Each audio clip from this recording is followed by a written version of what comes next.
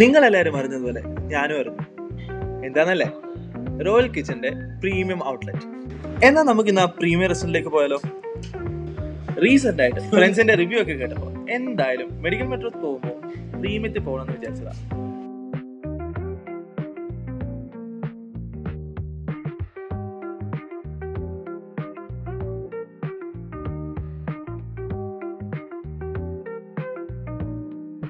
Medical മെട്രോയുടെ അടുത്താണെന്ന് പറഞ്ഞപ്പോൾ ഇത്ര അടുത്താണെന്ന് ഞാൻ അറിഞ്ഞില്ല.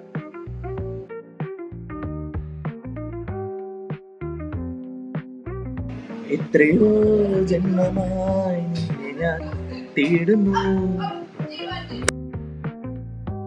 വെള്ളി വീണതൊന്നും കാര്യമാക്കണ്ട, എനിക്ക് എത്ര വലിയ പാടാണെന്ന് അറിയില്ല.